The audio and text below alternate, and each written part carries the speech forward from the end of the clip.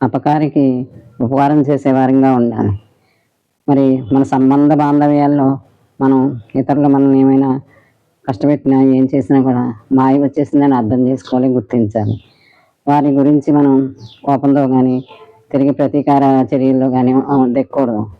మనం శుభచింతనతో, మంచి మంచి ఆలోచనలతో మనం వారిపైన దయ చూపించాలి, స్నేహంగా ఉండాలి, ప్రేమనివ్వాలి. ఇలా ఉంటే వారిలో మన సంకల్పం వల్ల, మన చింతన ద్వారా వారిలో మార్పు వస్తుంది. మనం ఇతరుల నుంచి గౌరవం కోరతాం గానీ మనం ఇవ్వం. అలా కాకుండా మనం గౌరవం ఇచ్చి, మనం ఎప్పుడైతే గౌరవం ఇచ్చామో వారు కూడా మన నుంచి మనకి తిరిగి మన పట్ల గౌరవంగానే ఉంటారు. ఇది గుర్తించాలి. ఇచ్చిపుచ్చుకోవాలన్నమాట.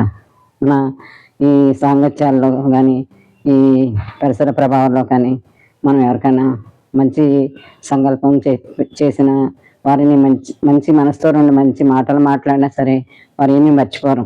దూరంగా ఉన్నా సరే గుర్తించుకుంటారు. జ్ఞాపకం చేసుకుంటారు మనల్ని. ఇది నిజమే. మనల్ని పట్టించుకోలేదు, లేకపోతే మనం ఇంత మంచి చేసాం ఇంత అని మనకి ఆ భావనే రాకూడదు. ఆ సుగంధం వారికి చేరుతుంది. వారి నుంచి మళ్ళా మనల్ని జ్ఞాపకం చేసుకుంటారు. ఇవన్నీ మనకు తెలియని విషయాలు కానీ జరిగేది ఇదే. అందుకని ఎవరితో అయినా సరే మంచిగా ఉండాలి, మంచినే ఇవ్వాలి, మంచి జ్ఞాపకాలతోనే ఉండాలి. వ్యర్థ ప్రసంగాల్లోకి వెళ్ళకుండా ఎప్పుడైనా మనం ఇతరుల గురించి చెడుగా ఆలోచించామనుకోండి, అది చాలా ప్రమాదం. వారికి కొంత చెడు జరుగుతుంది, మనకి పాపం.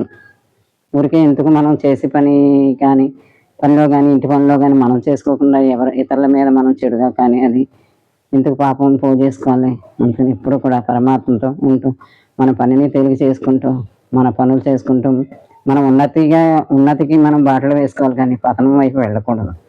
ఇలాంటి ప్రతి ఒక్క పనిని, ప్రతి ఒక్క చర్యని మనల్ని మనం గమనించుకుంటూ ఉంటే మనకి మంచి దారి దొరుకుతుంది. మనం ఎప్పుడైతే ఇతరులకి శుభంగా మనం కోరుకుంటామో వారి నుంచి కూడా మనకి శుభమే అందుతుంది. ఈ పరమాత్మ మనం చేసే పనిలో కన్నుతో చూస్తాడు కాబట్టి మనకి దాని ఫలితం మనకి తప్పనిసరిగా ఉంటుంది. మనకి ఇతరులకు సహాయం చేయండి, సమయానికి మీకు ఎక్కడి నుంచో వారే చేయక్కర్లేదు, ఇతరులు ఎక్కడి నుంచో మనకు సహాయం అందుతుంది. ప్రతిదీ ఇలాగ తరిచి చూసుకున్నాం అనుకోండి, మనకి ఎంత సత్యమో మనకు అర్థమవుతుంది. ప్రతి క్షణము కూడా మనం వృధా పుచ్చుకోకుండా ఇలాంటి మంచి గుణాలతో, దివ్యమైనటువంటి భావాలతో ఆచరణలో పెట్టుకుంటూ మనం ముందుకెళ్ళామనుకుని ప్రతిరోజు పండగలాగే ఉంటుంది. ప్రతిరోజు పండగలాగే, నిజంగా పండగే. ఎప్పుడైతే మనం చెడు సంకల్పాలకు వెళ్ళి, చెడుకి పరుగుని వెళ్ళిపోయి, చెడు విషయాలకి ఆత్రంగా వెళ్ళిపోయి మనం కూర్చొని వాటిలో పాలు పంచుకొని కర్మ పూజ చేసుకుంటే అది తప్పు. కానీ మంచిగా మనతో మనం ఉంటూ మన పనులు మనం చేసుకునే పనులు నెరవేరుతాయి. మన పనులన్నీ చక్కగా నెరవేరుతాయి. మన పనులు చేసుకున్న ఆ మంచి భావం మనకు ఉంటుంది. మనకి ఎంత ఆనందం, మన పని మనం చేసుకున్నాం అనుకోండి, ఎంత ఆనందం.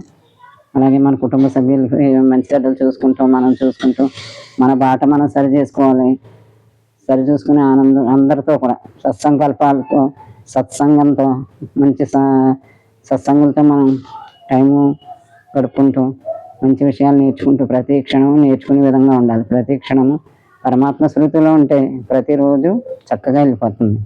కష్టాలు వచ్చినాయి అనుకోండి, వస్తాయి, నష్టాలు వస్తాయి. వచ్చినప్పుడు ఏమనుకోవాలి, మనం పరిపక్వం చెందడానికి ఈ యొక్క పరీక్షలు అనుకోవాలి. పరీక్షలు కానీ తీసుకుని చక్కగా పరీక్షల్లో జయం పొందేలాగా మనం వాటిని ఎదుర్కొని, మనం రోజు ఉండవు కదా, దాటిపోతాం. వాటిని ఎదుర్కోవాలంతే. తప్పనిసరిగా మనకి పరమాత్మ సహాయం అందిస్తాడు.